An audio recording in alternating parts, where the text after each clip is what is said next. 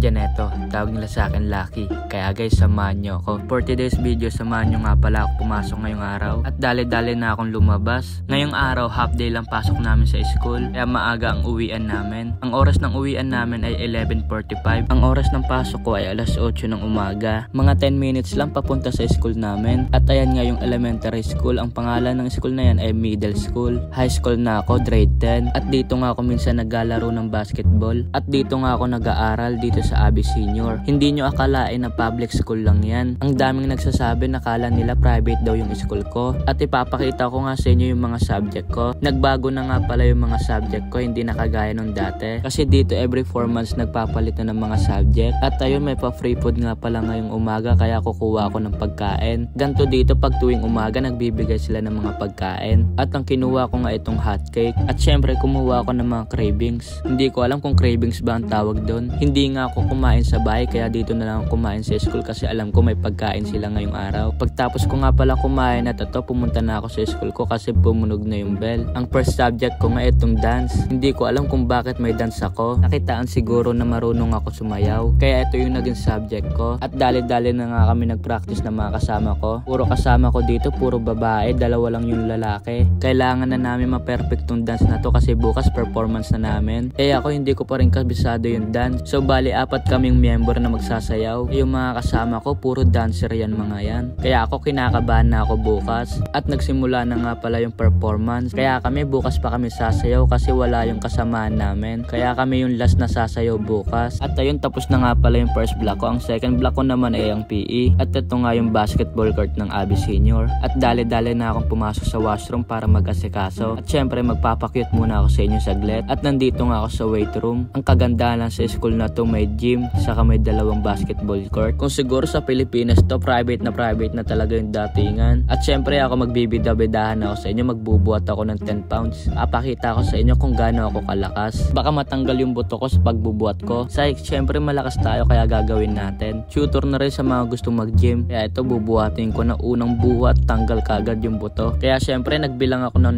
5. Wala na bang ikakataas yan? 10 pounds lang yung binuhat mo. Sa totoo, bigat na ako dyan. Gusto ko lang ipakita sa inyo na malakas ako. Ipakita lang pala sa camera. Hindi pa rin talaga tumigil. Nagbuhat talaga ng 20. Sinubukan ko tong 20 pounds. Baka lumabas na yung muscle ko. Huwag nyo nang pansinin yung mukha ko. Bakit ganyan yung mukha ko? Kasi nagagaanan ako. Like sa totoo lang, nabibigatan talaga ako. Tapos na tayo sa pagbubuhat at sinubukan ko na tong spirit takbo. Ayan lagi yung pinapractice ko kasi gusto ko bumilis ako sa pagtakbo. At lumabas nga ako, ipapakita ko sa inyo kung saan kami lagi kumakain. At tapos na nga rin pala yung pasukan namin, kaya pupunta na ako sa third block ko. Dito nga yan sa second floor. Ang 4 na subject ko nga dito ay PE, dance, saka career life and social studies. Ang pinasukan ko nga itong career life. At ayan na nga yung mga ginagawa ko dito. Ang ginagawa namin ngayon kung anong mga kabutihan na nagawa namin sa buhay. At malapit na nga pala ako dito matapos. At ayan yung next na gagawin namin. Di na nga ako nakapag-video na matagal kasi bawal gumamit ng cellphone dito sa career life. Ang last na subject ko nga ay social studies. Nasa second floor nga rin pala yung social ko. Di nga pala ako nakakapag-video na maayos kasi may mga ginagawa kami. Tapos na nga pala yung school namin, uwian na. Pagtapos ng school namin at ito, pupunta nga pala kami sa mall. Shoutout nga pala sa JB, napaka-pogi mo. Tama ko yung mga kaibigan ko pumunta sa mall. Dito sa Canada, laging walang pasok. Sila nga pala yung mga kaibigan kong Pilipino. Kaming mga Pilipino dito sa school, lahat kami magkakabarkada. Yo!